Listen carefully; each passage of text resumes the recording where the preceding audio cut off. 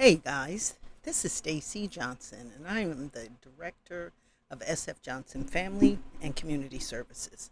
Over this next forever, we're going to be presenting some information related to child development to help our families kind of navigate their way through helping their own children because, it's important, especially at this time, that parents take an active role in teaching and training their own children. And in order for you to do that, you kind of need to understand how children learn and how children develop and how they think. And so this is our effort in assisting the parents. We're going to present a little bit at a time because some of the stuff may be very complicated, but not really. And so we're just going to begin with the reasons to where is our there we go. Oh, grandma. All right. So why should we study child development? Very good reason is because you want to be a better parent, right? We want to be good parents. Some of us don't. Some of us, you know, kind of just carry our kids around with us like luggage. But, you know, we owe our children a lot more than that. And so to be a better parent, child development definitely helps you to do that because you learn a lot about, again, the way children grow, learn, and you can help them in every aspect of their development. Another reason is to help us to choose social policy. And the last few years, our policy when it has come to, minority children hasn't been so good, right? And so psychologists all over the world know the damage that's caused when you separate a child from its mother. And so if we understand and we appreciate and we incorporate the principles we learn in child development in our social policy, like California is going to finally allow older students to start school later because we know that children of the teenage years, hormones prevent them from going to sleep at 9 o'clock. Okay, my three would stay up till midnight, and no matter how much I yell at them, okay, they're not going to sleep because hormones prevent that. And so what do? They get 3, 4 hours sleep, five maybe, and then they go to school and they fall asleep in the classroom. And then the teacher calls you and tells you that Chris has fallen asleep 1 million times this week. Well, yeah, we don't incorporate what we know about how children grow and learn and grow into public policy. And so it would help if we did. And one last and most important thing, we understand human nature when we understand how a child grows, and we won't abuse children. So this is our effort in order to help families that are associated with us and families all over the world to do a better job for their children. All right. So when we think about childhood development, there are two things or two aspects or two ways or two areas that we think about: cognitive development and social development. And what is the difference between the two? Well, cognitive development, it includes the growth of different capabilities like the perception, your attention, your language, problem solving skills, reasoning skills, your memory, your intelligence. All of those things are part of your cognitive development, the things that are associated really with the activity of your brain or how your brain is going to work. And of course, social development, that's pretty obvious what that is. It includes the growth of or how we grow in terms of our develop in terms of our emotions, our personality, relationships with our family, self-understanding, aggression, and moral behavior. And so we look at those things from the child's perspective, and we look at those things at different areas of their development, different times in their growth. So from we even look at the natal period and what goes on when the baby's in the belly, and what goes on at actual childbirth, what the baby experiences, and once the baby's an infant, and all of those types of things. So we look at cognitive development and social development. And what we're going to leave out are some, well, because it's a lot technical, we're going to leave out the historical foundations of the study, and we'll add little snippets of that. But in terms of all of the information that it needs to be given, that's not a thing we're worrying about right now. And also the methods for studying child development. We'll have little snippets of those, scientific method, everybody's heard of that, and how they incorporate that when they study child development. Right. Now, there are themes of child development, meaning what do we think of, or the themes associated with how a child develops. There are areas that we look at when we think about how a child develops. So that, they're concepts, if I have to put it in I'm not going to school to get a degree terms, is, the different ways, basically what helps a child develop. And there are different ways and different perspectives. So let's pull them out here. There's 7. And first one is, everybody's heard of this one, and what, this is just an introduction of what we're going to study and how we're going to study it.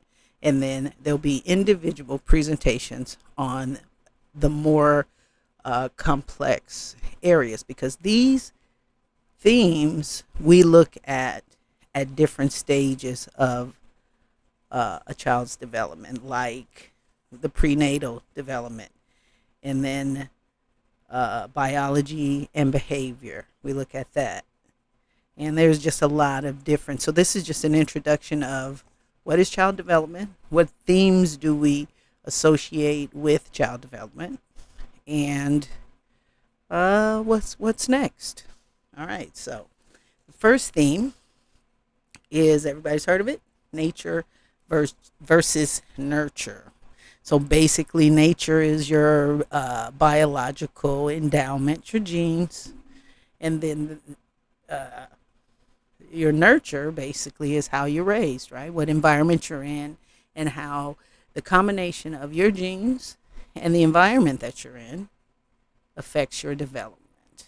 And being of African American descent, it's understood that our genes come in with a lot of the markings and the things related to when we were slaves, and our human nature, our biological makeup, our genes carry some of the traumas related to us being slaves. So the hypertension, that's related to that. But there are ways also that even once you're born and once you're older and once a child is born, that we can change the nurture part enough to where we can properly X out or counteract some of the effects of our nature. Okay, so that's one, nature versus nurture. How our genes and our environment help us develop, basically. So number 2 is the active child. That's another theme. How a child's own actions contribute to their development. So, for instance, a child touches a stove, right? You're going to learn pretty quick that touching that stove is something you don't want to do on a daily basis. So that pretty much clears that up, right? The active child, the more you, how your own actions contribute. Okay, and this can be seen in attention. And that's why it's so important to talk to your children, even as babies, and look and talk to them, make contact as newborns and as children, even if you know, gaga goo goo, until you can really start to talk to them, because the attention you give them at first, when um, a kid recognizes his mom, because that's just his mom and that's the first person they probably saw and they see every day, but it's with little emotion, right? That at first, but then at some point there's an emotional component that begins to grow between the mother and the child, where the child will say something and the mother will respond, or vice versa. Well, it's through that response to the mom and vice versa that helps the child to develop, saying that when I look at my mom, she's going to talk to me, or if I look at her, I'm going to smile, or when she looks at me, she makes me smile, and then she kisses me, and then so the kid begins to understand, or begins to understand that mom is somebody that they grow a bond with, that loving feeling between a mother and a child begins to grow as you communicate with your kid. So it's shown that way. 3, continuity and discontinuity. And this is basically is growth in it for a child, meaning like language. Is it a continuous thing, or is it like in spurts, as opposed to, say, for instance, continuous continuity? Continuous is like growing like a pine tree, just continuous, never stopping, or like a caterpillar, where you just, oh, is he ever gonna talk? And then boom, in 2 weeks he's got like this huge vocabulary. Well, that's that. And that's a study of, so, parents, remember, we study this to be better parents. So we don't worry if our kid isn't doing things like the other kid, because everybody's different. Genes are different. The way of the effect on the kid is different. Every kid's going to grow different. And even as we can see, child psychologists understand that some things are continuous and some things are in spurts. So that's what we study. That's a theme of child development. Number 4, the mechanisms of development. How does change occur for a child? How does it occur? And that's what they study. Most simple answer is the genes interact with, or the genome interacts with the environment to determine what changes and when. You see a cookie, you had it once as a baby, your mommy gave it to you, and you see that same thing across the room, and you go get the cookie, as opposed to waiting for somebody to give it to you. Or now you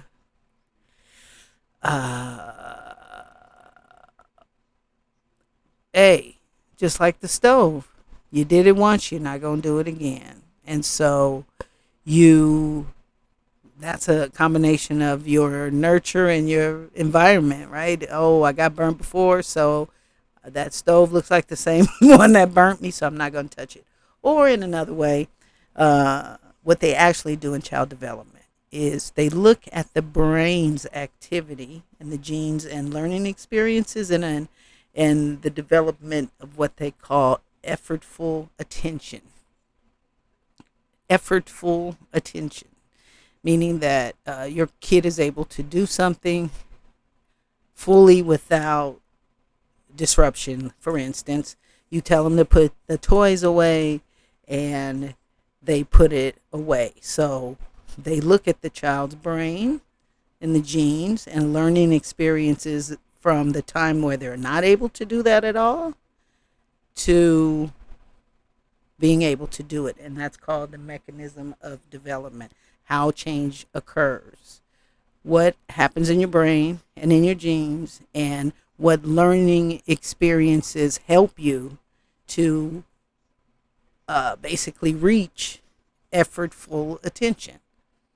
where I tell you something and you're able to do it without your emotions stay intact, you complete the task, that kind of thing. And that's a little more difficult. And that's number 5.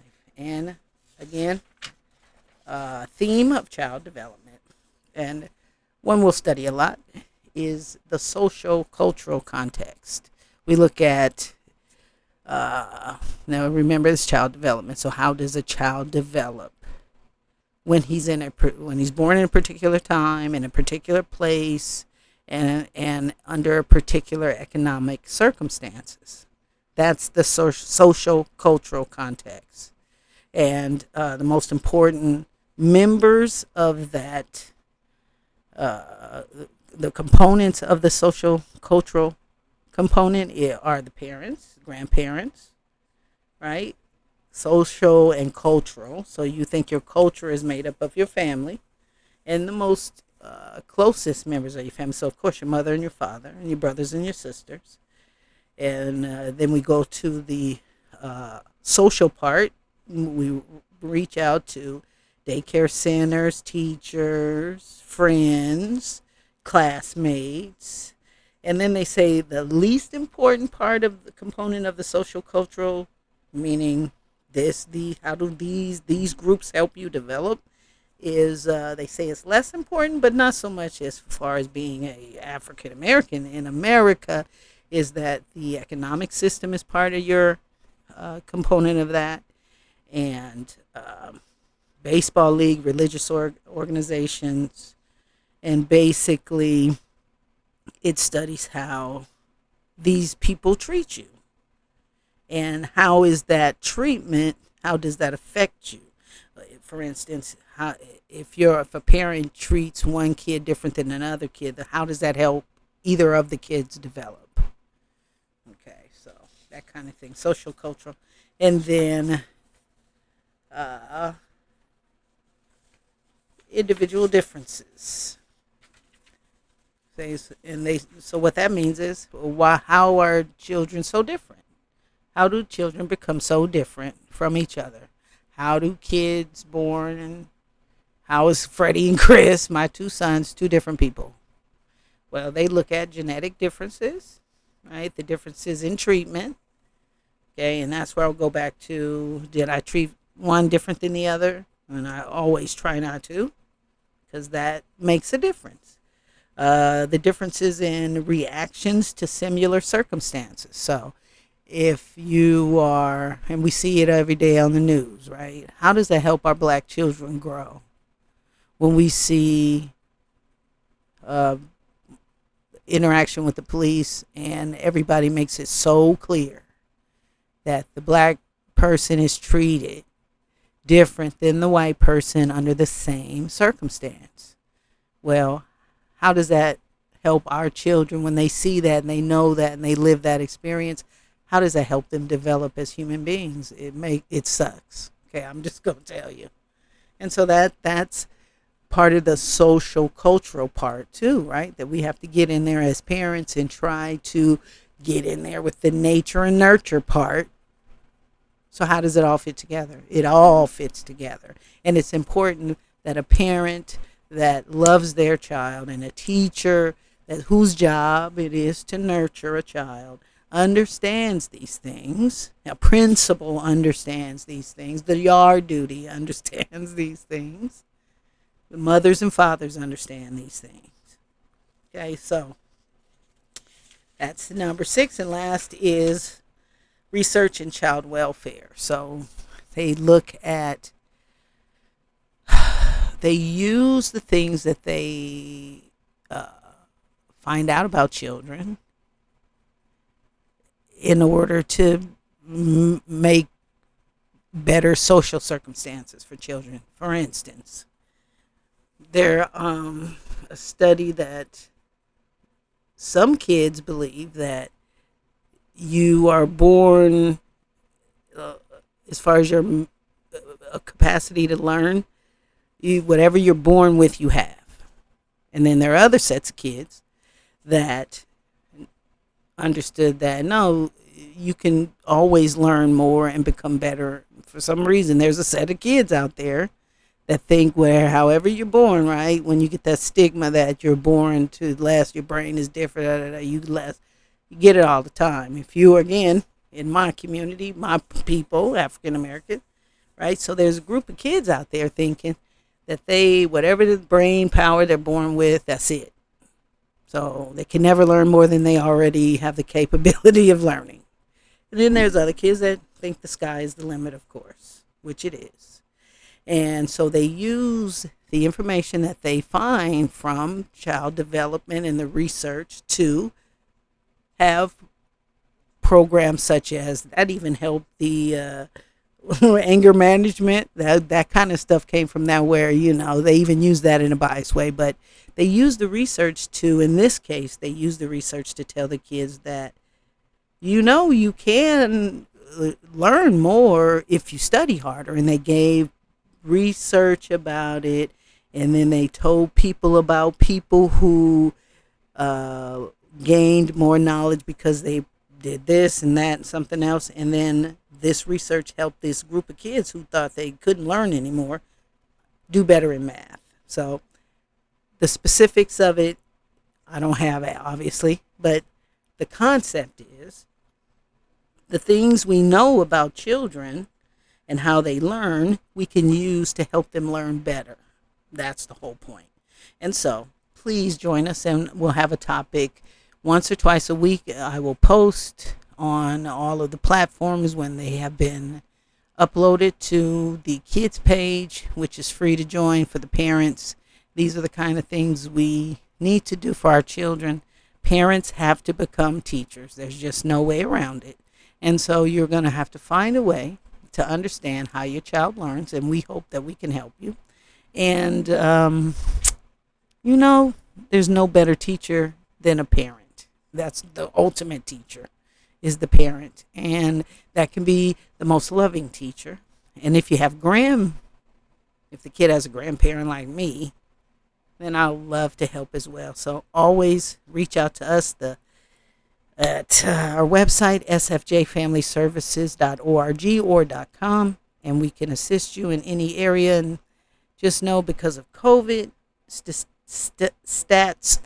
say that our children, poor and minority children, have really lost 2 years of education. And so this is our effort to help you become a teacher. You have to be able to teach your own children. And really, in the big scheme of things, public school system was only created so you could go to work, not so they can make your kids so smart. So that was always your job. It's going to be your job. If you think about it, if you're a African American, you weren't even allowed to go to school after you were free. So that has always been our job, to teach and train our children. So reach out. This is Stacy. We love you, and we'll see you next time. And look for the information to be posted at sfjfamilyservices.org. See you next time.